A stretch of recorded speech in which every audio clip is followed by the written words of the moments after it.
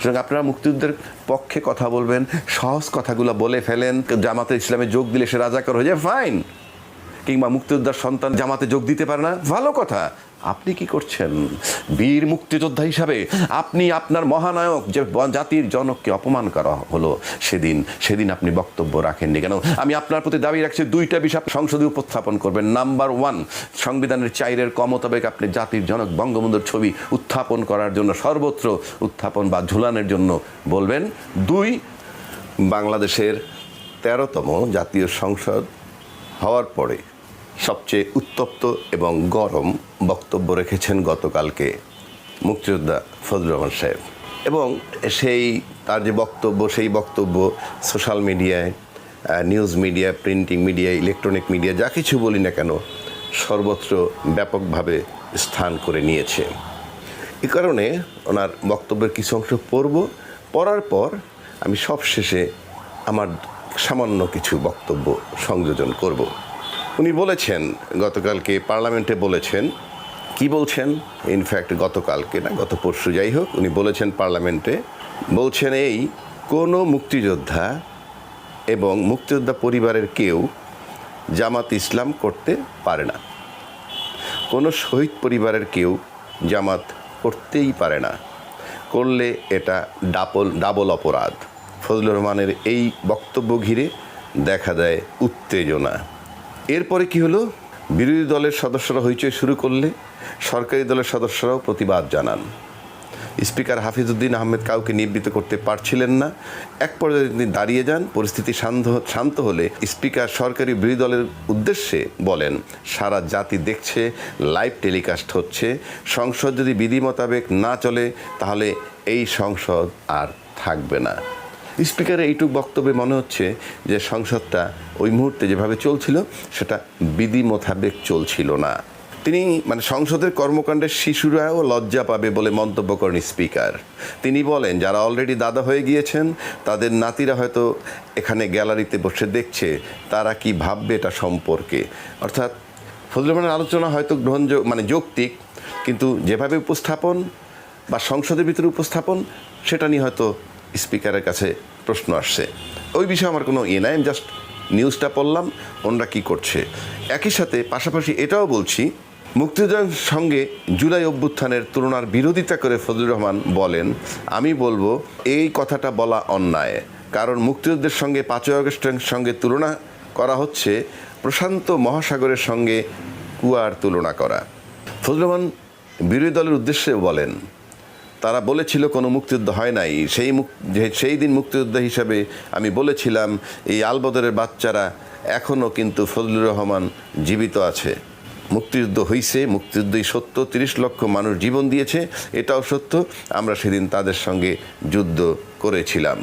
এখানেই শেষ না, ফজলুর রহমান আরও বলেন, অনেক চক্রান্তের মধ্য দিয়ে ইলেকশন হয়েছে, সেই ইলেকশনে তারা কি করছে, আজকের যারা আমার ডান দিকে বিরোধী দল বসে আছে তারা কি করেছে, তারা যা করেছে সেটা কল্পনা করার মতো না। সেই চক্রান্তের ভিতর দিয়ে যখন তারা প্রচার করতে শুরু করলো, 2/3 ভোট পেয়ে তারা পাশ করবে, আমি ফজলুর রহমান বলেছিলাম জামাত জোট যদি 2/3 পায় তাহলে আমি বিষ খাবো।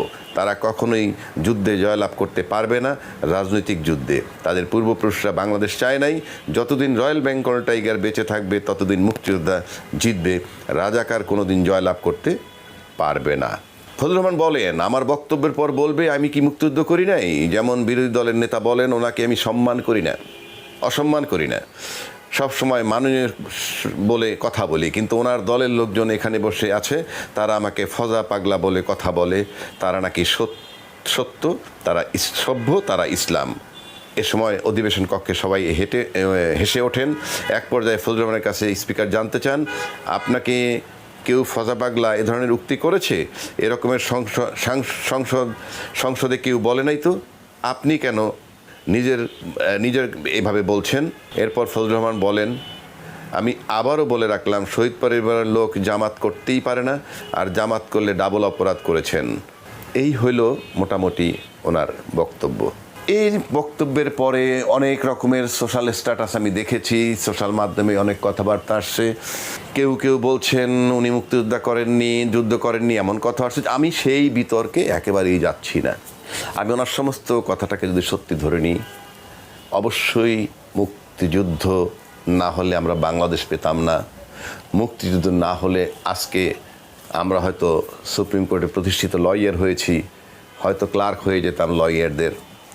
তারপরে আমরা আজকে বাংলাদেশ স্বাধীন হওয়ার পর আমাদের দেশের যারা সচিব পর্যন্ত হয়েছেন তারা হয়তো দেখা যাইত হেড ক্লার্ক কিংবা বড় জোর অ্যাসিস্ট্যান্ট সেক্রেটারি এই লেভেল হইতেন, পুলিশের হয়তো আইজিপি হইতেন না। এটা কোনো সন্দেহ নাই। ব্যবসা বাণিজ্য যেটা আছে সেটা হয়তো পশ্চিমারাই করতো, যেটা আমরা দেখে আসছি সবসময়, যে সমস্ত ব্যবসা এই মারোয়ারিরা করতো, সেই পশ্চিমারা পশ্চিম পাকিস্তানের এরা ছিল শিল্পপতি, বাংলাদেশের লোক ছিল সেখানকার কর্মচারী মাত্র। সেগুলো নিয়ে আমার কোনো দ্বিমত নেই। আর ৭১-এর সাথে জুলাই যুদ্ধের কোনো তুলনা কোনোভাবেই চলে না। যারা করেন তারা বোকামি। পার্লামেন্টের ফজলুর রহমান সাহেব যেটা বলছেন ওটাও আমি মনে করি সঠিক বলেন নাই, কারণ ৭১-৭১ আমরা ভূখণ্ড পেয়েছি। আর ২০২৪ সালে যেটা হইলো সেটা একটা অভ্যুত্থান হয়েছে, সরকার চলে গেছে, ব্যাস। এর বেশি আর বিতর্কের কোনো প্রয়োজন নেই এখন। কিন্তু আমার প্রশ্ন ওখানে না। যিনি মুক্তিযুদ্ধের নামে মুক্তিযুদ্ধের প্রতি যাদের এত শ্রদ্ধা, সেই মুক্তিযুদ্ধের যিনি মহানায়ক, সেই জাতির জনক বঙ্গবন্ধু, সেই জাতির জনক বঙ্গবন্ধুর অবমাননাটা মানে সম্মানটা আমরা যথাযথভাবে পাচ্ছি কিনা যদি বলেন, আমি ব্যক্তিগতভাবে আমি কি করি না করি সেটা ভিন্ন কথা। কিন্তু আমরা যদি সারা দেশবাসী আমাদের তাকায় থাকে, আমরা যখন মুক্তিযুদ্ধ করি তখন মুক্তিযুদ্ধের যারা মহানায়ক যিনি, তার প্রতি আমরা কি অবজ্ঞা করছি না সম্মান করছি সেটা দেখতে হবে। ১, ২, সংসদে বসে আমরা যারা কথা বলবো সংসদের সমস্ত নিয়ম মেনে চলতে হবে, নাম্বার 1। নাম্বার 2, সংবিধান মোতাবেক সংসদ চলতে হবে। তো সংবিধান মোতাবেক সংসদ যদি চলে থাকে তাহলে আমার দুটো বিষয় আমি ফজলুর রহমান সাহেবের দৃষ্টি আকর্ষণ করতে চাই। নাম্বার 1, এই যে বাংলাদেশ সংবিধান যেটা আমার হাতে আছে, এই সংবিধানের 4 ক অনুচ্ছেদ মোতাবেক বলা হয়েছে যে জাতির জনক বঙ্গবন্ধু শেখ মুজিবুর রহমান এবং মুক্তিযুদ্ধের মহানায়ক তিনি, তার ছবি সর্বত্র থাকবে। সরকারি অফিস, আধা সরকারি অফিস, বেসরকারি অফিস, বিদেশি মন্ত্রণালয়গুলো, বিদেশি এমবেসিগুলায়, বাংলাদেশ সমস্ত সেক্রেটারি সচিবালয়, সরকারি যত অফিস সব জায়গায়, গণভবন, বঙ্গভবন, যে যেখানে থাকেন সেখানে এটা ঝুলতে হবে। সেই ছবিটা যে ঝোলে না, সে ব্যাপারে ফজলুর রহমান সাহেবের কোনো বক্তব্য পার্লামেন্টে আমি এখন পর্যন্ত শুনি নাই। কেন শুনি নাই? শোনা উচিত কিনা আমাদের জাতি এটা শোনার অধিকারী কিনা? উনি যে মুক্তিযুদ্ধের পক্ষে কথা বলেন সেই আঙ্গিকে আমি বিষয়টা বলছি। ওনার সব কথা ঠিক যেটা বলেছেন পার্লামেন্টে, তার সাথে আমি এটি অ্যাড করছি। আমি আজকে থেকে ওনার দৃষ্টি আকর্ষণ করতে চাই।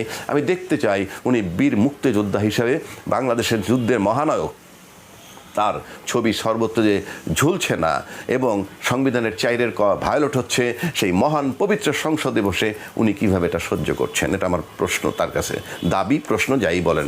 এরপর আসি সংবিধানের 6ষ্ঠ তফসিল। এই আবারও দেখাচ্ছি বাংলাদেশ সংবিধানের 6ষ্ঠ তফসিল। সেখানে বলা আছে জাতির পিতা বঙ্গবন্ধু শেখ মুজিবুর রহমান কর্তৃক প্রদত্ত বাংলাদেশের স্বাধীনতার ঘোষণা। তারপরই বলছেন শেখ মুজিবুর রহমান কর্তৃক প্রদত্ত স্বাধীনতার ঘোষণা, অর্থাৎ এই 6ষ্ঠ তফসিল মোতাবেক 150-এর 2 অনুচ্ছেদের মোতাবেক এই বাংলাদেশের স্বাধীনতার ঘোষক বঙ্গবন্ধু শেখ মুজিবুর রহমান। আমি ডকুমেন্টারি বলছি, এই ডকুমেন্টে যেটা আছে পবিত্র সংবিধান, যারা সংবিধানের দোহাই দিয়ে পার্লামেন্টে বসে আছেন, কথা বলছেন, তাহলে আমার তাদের প্রতি প্রশ্ন এখন যে আমাদের রাষ্ট্রপতি যখন এই অধিবেশন সংসদে যখন প্রথম জাতির উদ্দেশ্যে বক্তব্য রাখেন সংসদে বসে, তখন তিনি সেখানে বাংলাদেশের স্বাধীনতার ঘোষক হিসেবে উল্লেখ করেছেন জিয়াউর রহমান সাহেবের কথা। জিয়াউর রহমান সাহেবের স্বাধীনতার ঘোষক, এটা নিয়ে বহু আগে আমরা শুনে আসছি। কেউ কেউ বলছেন on behalf of Bangabandhu Sheikh Mujibur Rahman উনি করেছেন, বিষয় আমার সেখানে না। বিষয় হচ্ছে সংবিধান। এই মুহূর্ত পর্যন্ত সংবিধানে কি আছে? এই মুহূর্ত পর্যন্ত সংবিধানে যে দুটো কথা বললাম সেটা আছে। জিয়াউর রহমান সাহেব স্বাধীনতার ঘোষক কি ঘোষক না, এই বিতর্কে আমি যাচ্ছি না। বঙ্গবন্ধু স্বাধীনতার ঘোষক কি ঘোষক না, এই বিতর্কে আমি যাচ্ছি না। আমার বক্তব্যটা পরিষ্কার, সংবিধান মোতাবেক যা লেখা আছে তাই।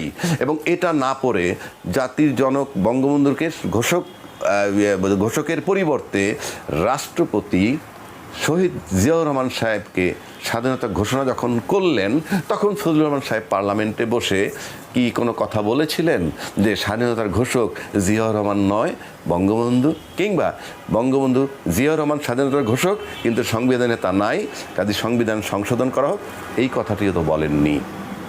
পরিষ্কার এই বিষয়গুলো কিন্তু পরিষ্কার করতে হবে। সুতরাং আপনারা মুক্তিযুদ্ধের পক্ষে কথা বলবেন, সহজ কথাগুলো বলে ফেলেন, জামাতে ইসলামে যোগ দিলে সে রাজাকার হয়ে যায়, ফাইন। কিংবা মুক্তিযোদ্ধার সন্তান জামাতে যোগ দিতে পারে না, ভালো কথা। আপনি কি করছেন?